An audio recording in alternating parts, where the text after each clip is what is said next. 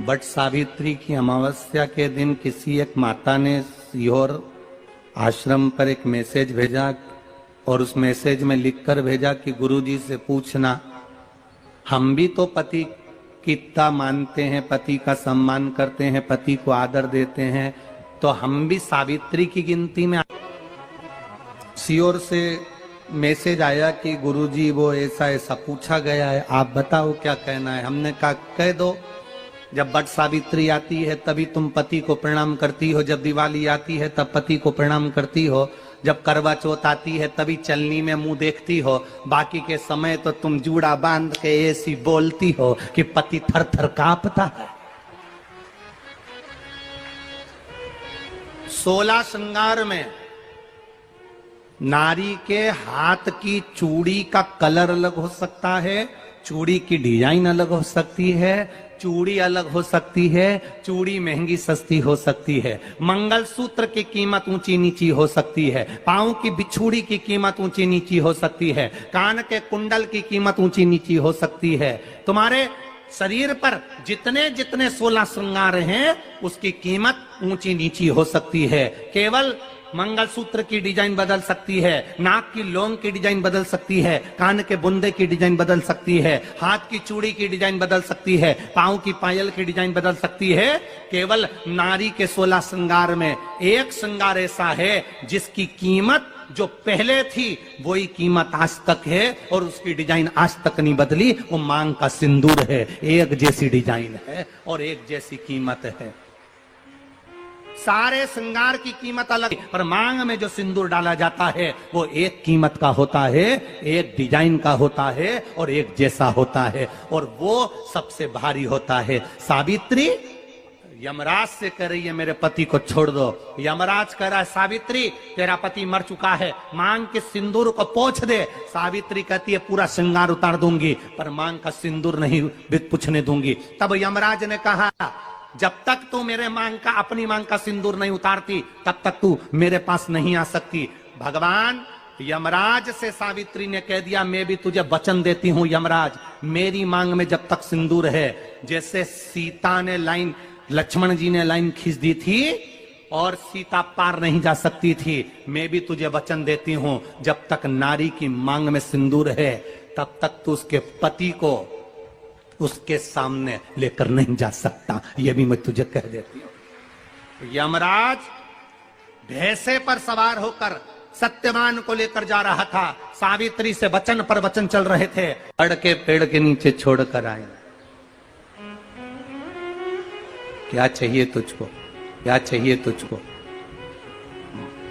क्या दूं मैं तुझको, कुछ मांग ले मुझसे।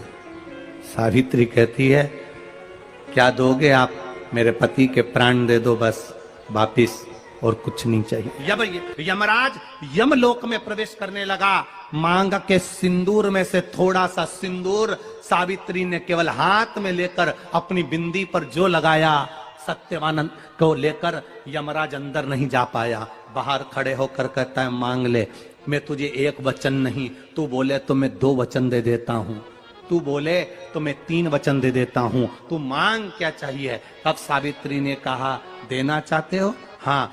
अब यमराज को लगा कि लालच में पड़ गई सावित्री, तब कहा पहला वचन दीजिए, मेरे अंधे सास ससुर के नेत्र वापिस आ जाएं। यमराज ने कहा तथास्तु। दूसरा वचन दीजिए, मेरे सास ससुर अपने पोता पोती का मुख देखें। यमराज ने कह दिया तथास्तु।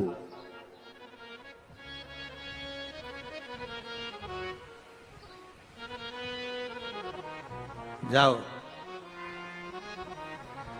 यमराज जाने लगे, फिर आग जलने लगी, कहने लगे अब मैं अंदर क्यों नहीं जा पा रहा हूं।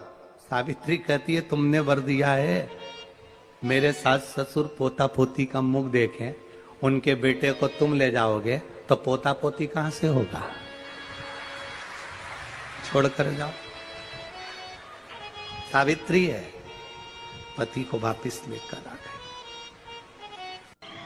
कर्जा मुक्ति के लिए सारे वृक्षों में अगर कोई श्रेष्ठ वृक्ष माना गया है तो वो बट का वृक्ष माना गया। महाराज। इसलिए प्रशासनिक कार्य के लिए, मानसिक टेंशन में, परेशानियों में बटकेश्वर महादेव का स्मरण किया जाए। और यदि निवेदन करूंगा, बहुत ज्यादा यदि आपको कर्जा हो गया है, बहुत ज्यादा कर्जा हो गया और वो कर्जा चूक ही नहीं रहा, तो थोड़े दिन बड़ के पेड़ के नीचे आप बटकेश्वर महादेव के लिए 1 लोटा पानी, उसमें थोड़ा सा पिसा हुआ चावल पीस के गला लेना, चावल को, और पीस लेना, पीस के उस पानी में मिला लेना और मिलाकर उसमें थोड़ी सी हल्दी पिसी हुई डालकर बटकेश्वर महादेव के नाम से बड़ के पेड़ के नीचे अपनी कामना कर कर जो कर्जा हुआ है उस कर्जे का भान देते हुए, स्मरण देते हुए छोड़ दीजिए।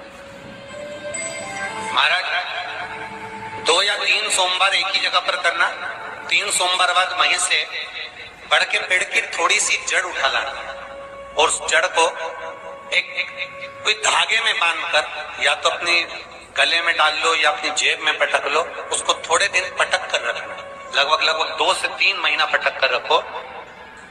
वो जड़ जैसे बढ़ता पेड़ विस्तार होता है, पानी गिरे ना गिरे, जल वृष्टि हो ना हो, गर्मी पड़े ना पड़े, उसको कोई फर्क नहीं पड़ता, बढ़ता वृक्ष आप रूप फैलता जाता, उसकी जड़ें अपने आप प्रबल होती है। उसी तरह ये बटकेश्वर महादेव कहीं से भी अगर जड़ आपके पास में रखी है 1 महीना, 2 महीना, 3 महीना तक, तो ये जड़ अपने आप लक्ष्मी को पकड़कर खींच कर लाती है और कर्जे से मुक्त कर देती। बटकेश्वर महादेव बट सावित्री का व्रत आप लोग करते होंगे, कई लोग अखंड सौभाग्य के लिए करेंगे, क्योंकि इस बट के पेड़ के नीचे भगवान विष्णु शंकर जी से विनती करे थे वर के लिए, इसलिए अखंड सौभाग्य का देने वाला, जिसका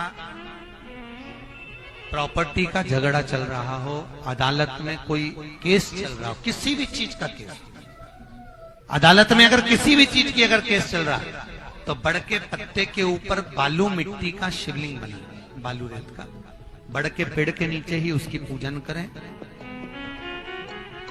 उस पे 3 चम्मच दही चढ़ा दें,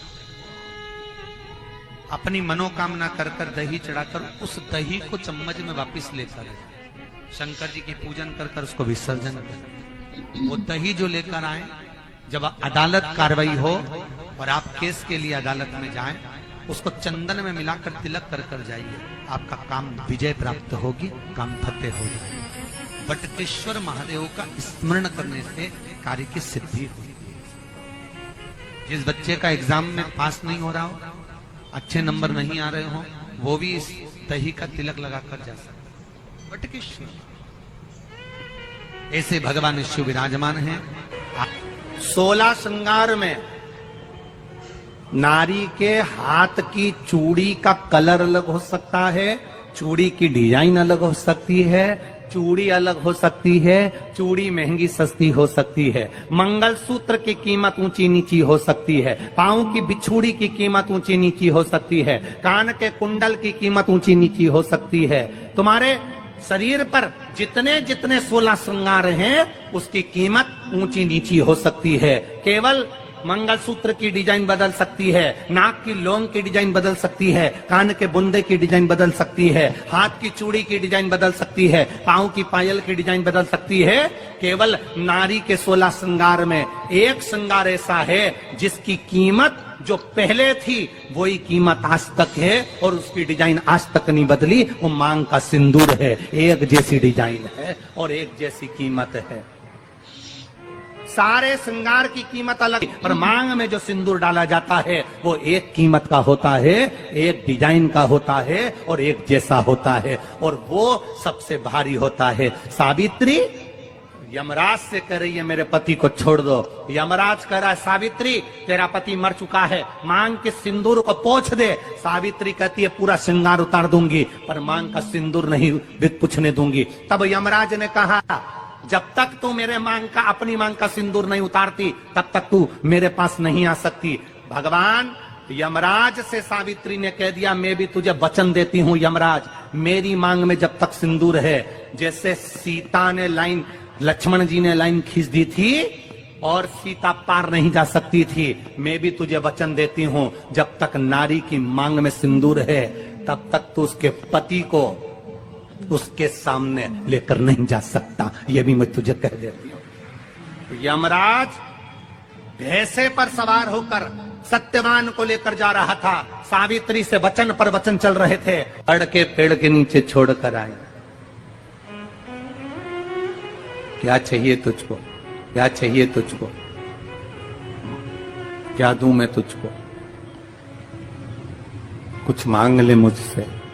सावित्री कहती है क्या दोगे आप, मेरे पति के प्राण दे दो बस वापिस, और कुछ नहीं चाहिए। जब यमराज यमलोक में प्रवेश करने लगा, मांग के सिंदूर में से थोड़ा सा सिंदूर सावित्री ने केवल हाथ में लेकर अपनी बिंदी पर जो लगाया, सत्यवान को लेकर यमराज अंदर नहीं जा पाया। बाहर खड़े होकर कहता है मांग ले। मैं तुझे एक वचन नहीं, तू बोले तो मैं 2 वचन दे देता हूं, तू बोले तो मैं 3 वचन दे देता हूं, तू मांग क्या चाहिए। तब सावित्री ने कहा देना चाहते हो? हाँ। अब यमराज को लगा कि लालच में पड़ गई सावित्री। तब कहा पहला वचन दीजिए, मेरे अंधे सास ससुर के नेत्र वापिस आ जाएं। यमराज ने कहा तथास्तु। दूसरा वचन दीजिए, मेरे सास ससुर अपने पोता पोती का मुख देखें। यमराज ने कह दिया तथास्तु।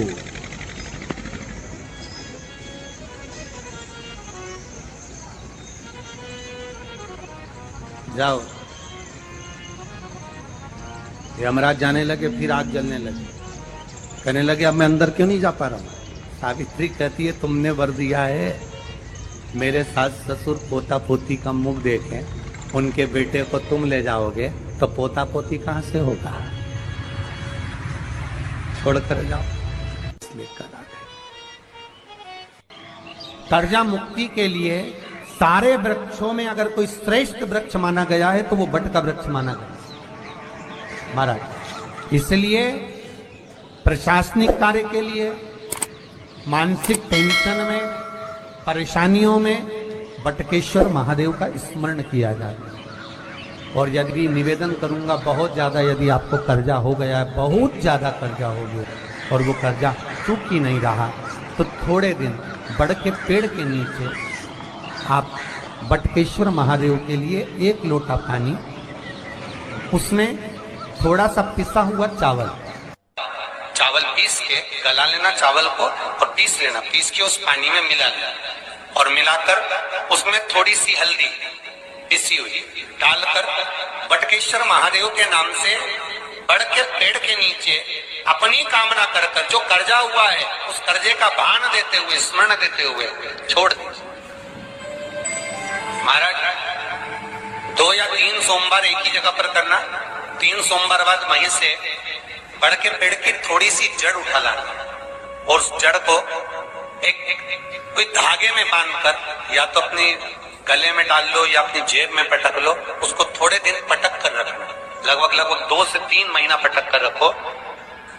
वो जड़ जैसे बड़का पेड़ विस्तार होता है, पानी गिरे ना गिरे, जल वृष्टि हो ना हो, गर्मी पड़े ना पड़े, उसको कोई फर्क नहीं पड़ता। बड़का वृक्ष आप रूप फैलता जाता, उसकी जड़ें अपने आप प्रबल होती है।